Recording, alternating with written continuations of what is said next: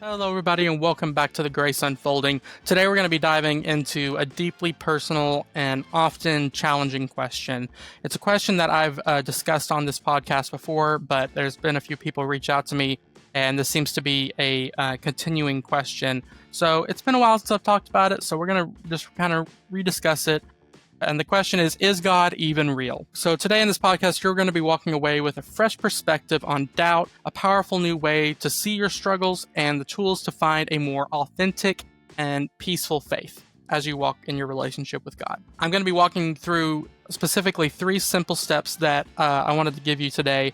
And it is how to sit with your questions, how to find a community that supports you in your doubt, and how to see your doubt as a door to a deeper belief. I'm sharing what I've learned personally, just through my own personal walk with God and my own personal relationship with Him. So this question, God even real? It's not a simple one by any means. It's typically a question that can feel lonely, maybe isolating, and even a little scary to talk about out loud, especially in maybe your own church group or whatever. You feel like it's crazy and that's totally not right for you to be able to ask that question. Is God even real?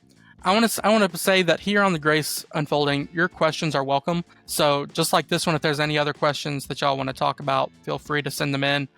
Your questions here are welcome. Your doubts are valid. This is a safe space for all of it. For many of us, our understanding of God started with simple stories and black and white rules. It started back in our early Bible study days when we were kids, and there were certain rules that we knew to follow. We were taught the 10 Commandments when we were younger. But outside of that, as we got older, we began to face heartache. We started to face struggle and things in the world that, were non-existent to us really as a child. We never really focused on it. So when you start to get to the point in your walk with God where you're starting to deal with these other things and these worldly things that may affect you, that's when the real journey begins. And the truth is, a faith that's never been tested might not be a faith that you can truly call your own. So let's start with the hard questions. If God is real, this is one that came in the other day. If God is real, why does He feel so distant? Why is there so much suffering in the world? How do we reconcile faith with science? We're going to be exploring some of the common both philosophical and emotional challenges of faith. But we're not going to stay there. This episode isn't about giving you a list of proofs to check off. This is going to also be an episode where basically to give you permission to look for God in the questions themselves. Look for God in your questions themselves. To find Him not just in the certainty, but in the search as well. So the first step is to sit with your questions. You can write them out.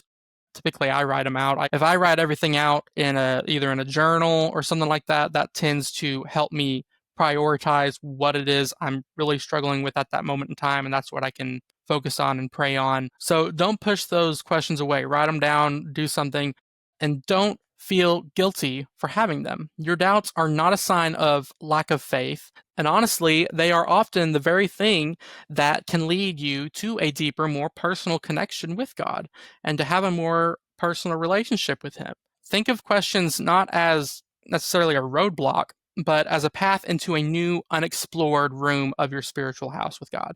It takes courage to open that door and look inside, to journal your honest thoughts, to sit in quiet reflection without rushing to an answer. It's in those quiet moments that you can find God's presence, not by a sudden booming voice, but perhaps in a gentle whisper, or a quiet peace that settles in your heart, even when your mind and what's going on around you seems like turmoil. A shallow faith can't survive a storm of questions, but a real relationship with God can. So moving on to the second step, it is to find community. You are not alone in this, and I promise you, for those of you that maybe don't have a community, a Christian community or a church group or just people you can confide in, I can tell you from my own personal experience, one of the most powerful things that I ever did was allow myself to be a part of a community and be a part of a friendship or friend group where I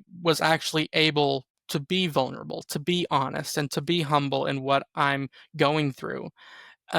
It's important to find that and to find a community that's not going to just scold you and tell you, well, just pray harder about it. I'm sure it's going to work out. But one that will actually sit with you in your doubts, in your confusions, in your worries, and say, you know what, me too. I've questioned that too. I have experience in that, and I'd like to share that with you, and stuff like that. Like to be able to just know that you're not alone, that other people have gone through that very same thing. Sharing your story and then listening to theirs, it's in that space and in those spaces that you realize the grace that is unfolding in your life and in theirs, not just for the people who have it all figured out or that seem like they have it all figured out.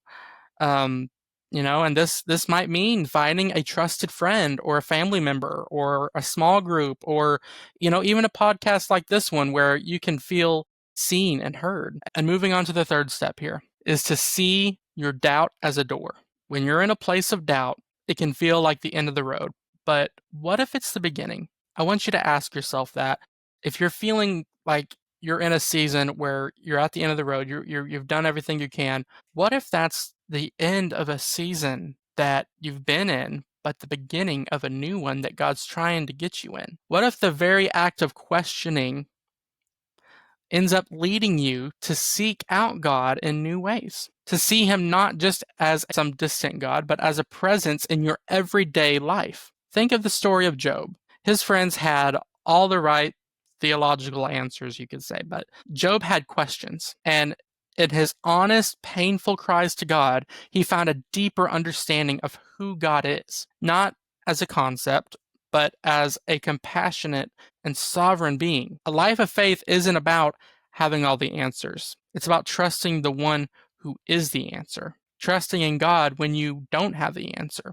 And it's trusting that God's grace is always unfolding in our lives, even when it seems messy, and even when there's times of uncertainty in our lives. So in conclusion, to just reiterate the 3 steps here, the first step is that you're not going to feel bad about having the doubts or questions that you have. It is completely okay.